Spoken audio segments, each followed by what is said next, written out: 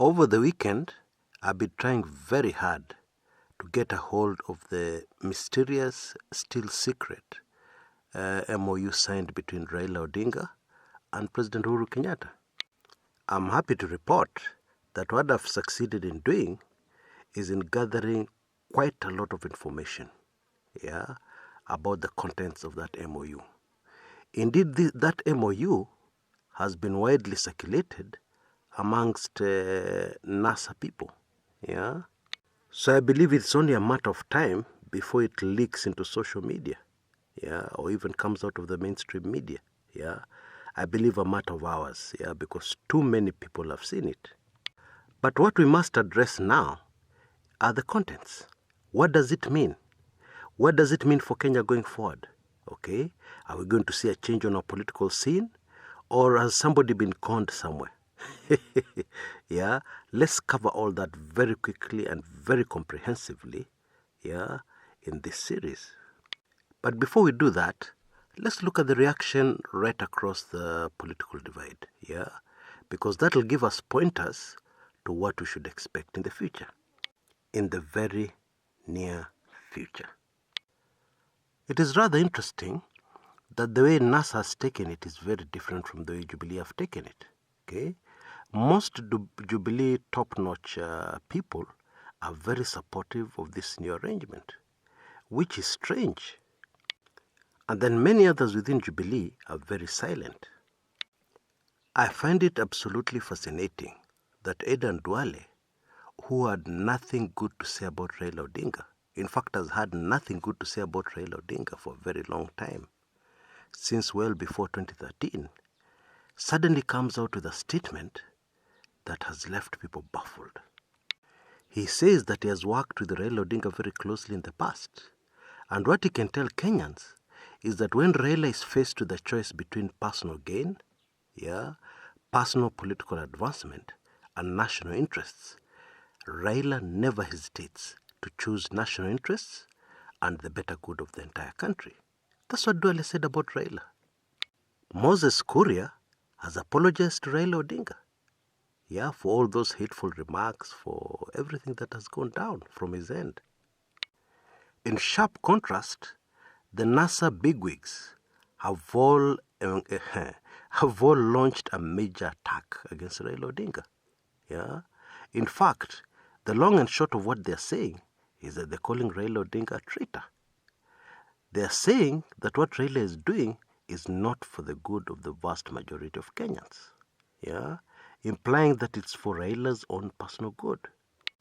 Now, I believe it is important and indeed necessary for us to spend a few minutes on this particular topic, this reaction, before we dive into the details inside this very historic MOU that is going to change Kenya forever.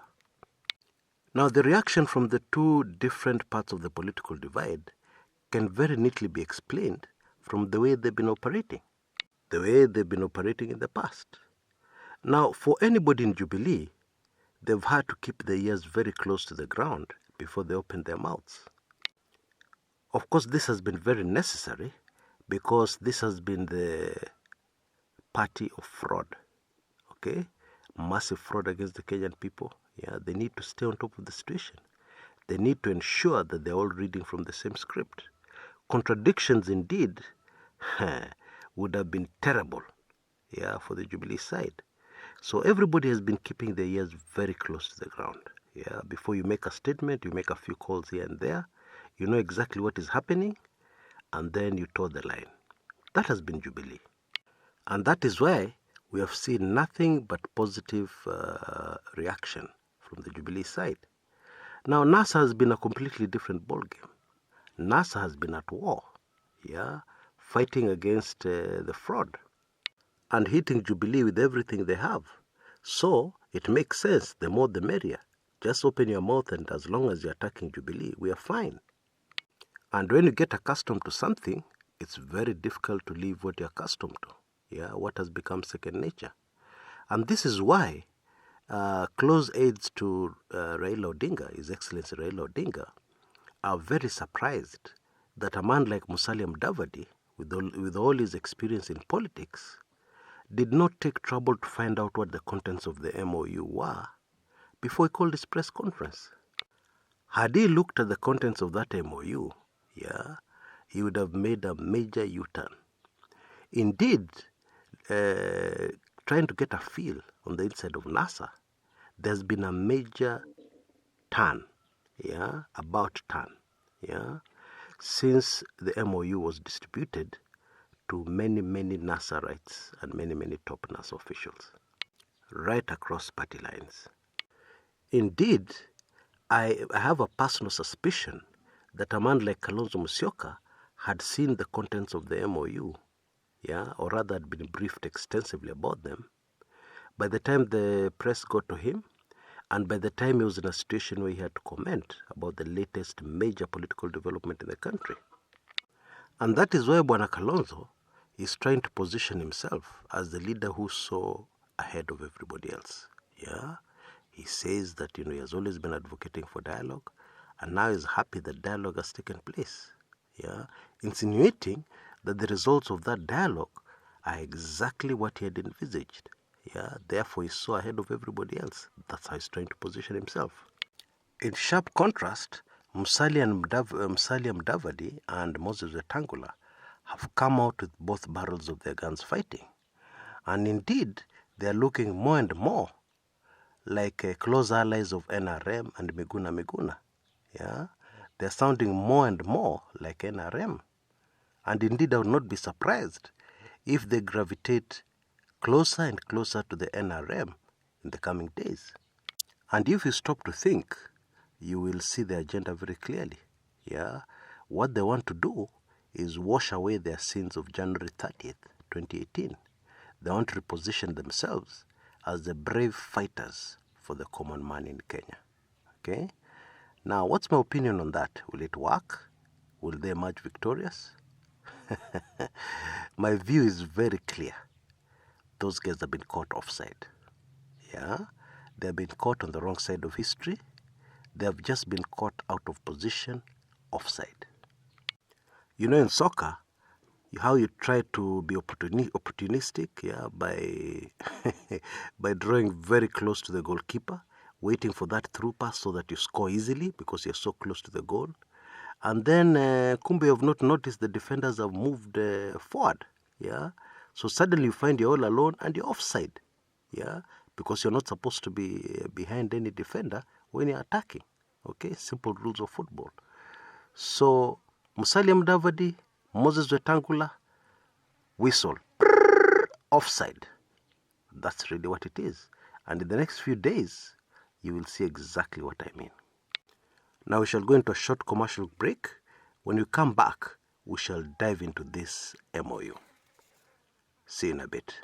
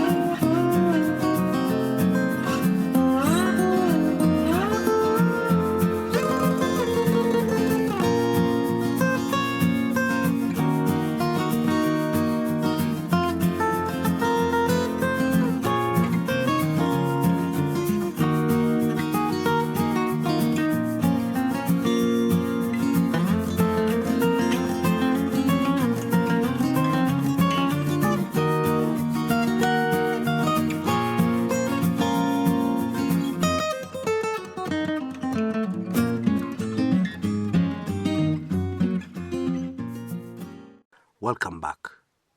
Now, what we need to know about this MOU, which is very important, is that it covers every single demand, of Nasarites, every single demand of the vast majority of Kenyans, because Nasarites, I believe, are representing the feelings, and the desires of a vast majority of Kenyans. It covers all that, plus more. Yeah, believe it or not. Something else you need to know. Contrary to what I believed earlier on, a lot of the things on that MOU do not need a referendum. Okay? A lot of those things on that MOU do not even need a bill to go into parliament. Now, don't misinterpret what I'm saying, okay? There are a few things there that, in fact, there are one or two issues there that will need a referendum, okay? It is there. And the other issues, a handful of other issues, that will need bills to go through parliament, okay? But what I'm saying is that a vast majority of the contents of that MOU do not need either of the two. Now remember, this is not 2007. This is 2017. We already have a constitution in place, a very versatile constitution, a constitution that covers quite a lot, okay? In fact, the problem, actually most Kenyans already know this, the problem is not that we do not have the necessary laws in place. The problem is not like 2007 where we did not have a constitution, We have a very good constitution, one of the best in the world, so many people have said. The only problem we have had is that it has not been implemented fully, the way it's supposed to be implemented. The problem has been that in the vicious power struggle, in the vicious electioneering, it has been put aside. It has been ignored. Okay? But now that constitution is coming back to the center stage. Okay? So it just needs the will to bring it back to the center stage. And already a lot of the things which Kenyans are complaining about will be addressed immediately by it. Now I'll give you one very simple example. Okay? Now the constitution is very clear about how national government should reflect the face of Kenya, regional balance and all that. Okay? But then what has happened is that we have seen the very opposite. And so where we need to start to correct this is that there'll be a lot of firings and a lot of new appointments, and we'll have the face of Kenya. That one does not need to go to parliament. That does not need a new bill. Okay? It just needs the political will of the players. And I assure you, we have the political will. Because without the political will, even this agreement would not have been signed in the first place. Now, the other very, very major thing, that I want to reveal, going by the contents of the MOU, is the fact that we are headed for a referendum. And after this referendum, the most likely thing that will happen, is that we will have a new structure of government and we will have a brand new government.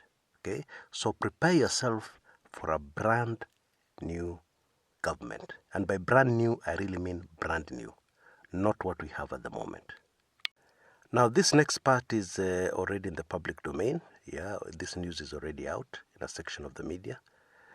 President Uhuru Kenyatta is about to embark on a tour, of NASA strongholds, okay? Starting, of course, with the Nyanza, Luo Nyanza. Now, you'll remember that the two excellencies both told us that the past is behind us, and starting from that day when the MOU was signed, they're going to bring Kenyans together. Both of them said that very emphatically, okay? So how can you bring Kenyans together if we do not start where this whole tribal problem started, as I've been able to portray in this channel for quite some time, And this is the Luo-Kikuyu rivalry. Now, according to my information, this tour is going to start immediately. And of course, it's not going alone. They're going side by side, the two excellencies, His Excellency Uhuru Kenyatta and His Excellency Raila Amolo Odinga. Now, maybe a quick one at this juncture. There's been a lot of criticism that the two should have consulted more widely, instead of keeping it very top secret and then making a quick MOU between the two of them, okay? Indeed, some people have claimed, like Musalia Mudavadi, that the MOU, as far as they're concerned, the MOU is a contract between two people. Yeah, two people who are not connected to the masses on the ground. That's really what Musalia has been saying.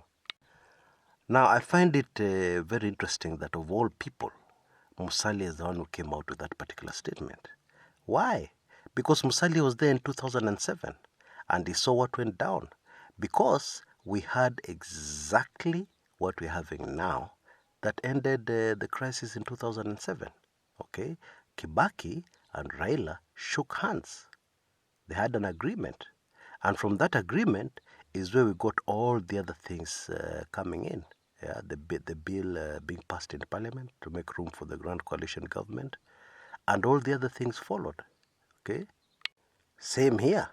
Yeah, and indeed, what should be happening now is that both leaders should be explaining to their followers, their lieutenants, exactly what the MOU was all about. And indeed, Raila has already started, because many people are talking about his presence being necessary. But what has happened is that the MOU has been widely distributed amongst Nasarites. It's no longer a secret, amongst party officials. They know the full contents and details of it. And they've been able to clearly see that all the demands have been addressed. Yeah, indeed more. Yeah. What the MOU seeks to do is to truly bring Kenyans together and to take us forward. Not take us forward leaving others behind. Not to take us forward leaving some people feeling that they're not included. No. It is quite wide-ranging. Yeah. And personally, I believe that whatever challenges ahead, it will work. Okay? One of the reasons why I'm convinced it will work is that the chief, or rather the most important person who can either cripple or push forward this agenda is President Uhuru Kenyatta. And the huge advantage those who love Kenya have here is that President Uhuru Kenyatta is not running in 2022. He's a second-term president. So what he's looking at is his legacy. He has no reason to renege on the agreement he made with Raila. Yeah. In fact, he has every reason to push it forward very aggressively and make sure that it's implemented to the letter. Why? Because of his legacy. He has got no other interest. He's just serving his last term and he leaves office. Folks, if Uhuru was a first-term president, then I would have told you straight up that we're in serious trouble. Yeah, and that the MOU means nothing, and that it's unlikely that we'll have enough political will to see it through. That's what I'd have said if he was a one-term president. But he's not. Indeed, what he's most concerned with right now is his legacy. So he has got every reason, every motivation, to make sure that it is pushed through. Until next time, this is Chris Kumekucha.